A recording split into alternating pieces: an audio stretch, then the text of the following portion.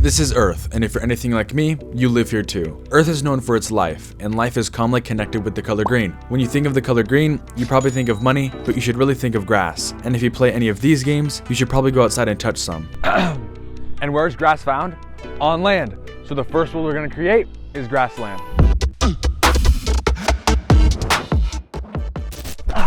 Welcome back.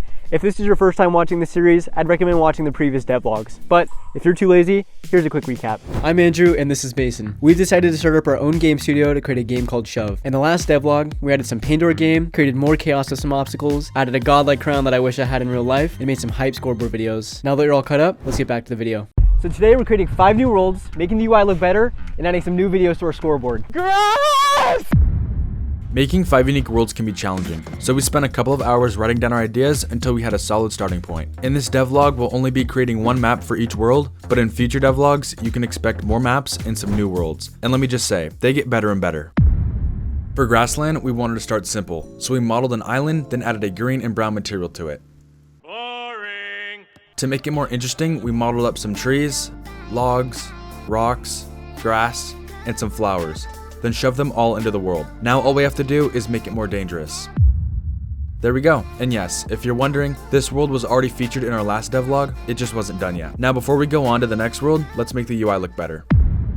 Right now, there's no way to tell who's winning, so let's fix that. The idea Andrew and I came up with is to have portraits of each player with a progress bar underneath. Once a player wins a round, the bar fills up. Once the player wins 3 rounds, the bar is maxed and they win a match. This earns the player 1 gold border and a crown. Once the player earns 3 gold borders, they win the game. And to add a little suspense, we made the UI hidden every time the round ends, so in moments like these, I won that, right? You might not know who won until the scoreboard reveals it. And for the cherry on top, dropping and picking up the crown updates the UI in real time. Now you know who to target. As for the other UI changes, all menus now have controller support and the main menu is looking a lot better, but it's still a work in progress. Alright, enough stalling. It's time to turn up the heat. Emberlyn is a world covered in ash. The landscape is dotted with fire as well as burnt trees, rocks, and grass. But worst of all, burnt bodies. That was dark. Just like our color palette. We decided to go with shades of black and red for the environment with a hint of orange for the fire. With that in mind, we created some burnt trees, placed some burnt rocks and plants throughout the scene, then added a few burnt player models that you can move around. But now the fun part, fire. Fire is a great resource, but it can also be very dangerous. In our game, it's lethal. If you touch it, you have about 3 seconds to run around and spread it before you pass out / ragdoll. Then another second before you get eliminated. The reason we have you ragdoll before you die is so you could do things like this. Oh, let's go. Alright, enough tryharding. It's time to chill.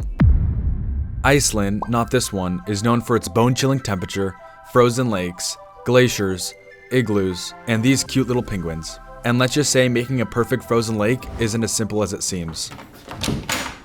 Yo, Andrew, how's it going? Yeah, I think it's time for a...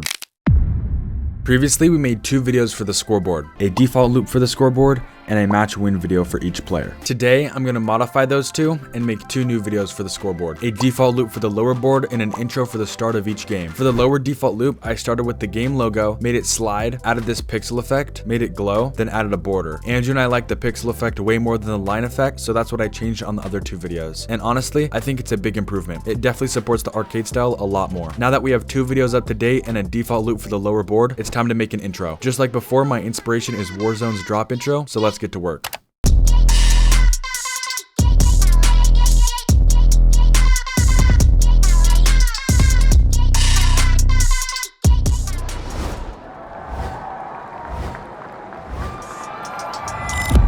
Let me know what you guys think. We read all the comments, positive or negative. We appreciate your feedback. You guys left some awesome comments in the last devlog, so keep them coming. Going back to the scoreboard, I think the intro is so drippy that it's time to dry it up. Dryland is a world filled with sand and rock. With the warm climate, water is hard to find, leading to the remains of animals that didn't make it. The only plants you can expect to find are cacti and some weeds. There are also some temples with something special on top. But don't get too greedy, that's what the next world's for. Rockland is one of the most valuable worlds. You can find almost any ore on this world, which causes a lot of mining to go on here, but watch out for the minecarts. As you can see, this map isn't the same shape as the previous maps, which is done on purpose. For all the worlds, there will be differently shaped maps to add variety, but for the first map of each world, we thought we'd keep it simple so you can get an idea of what to expect for each one. And that's it, cue the montage.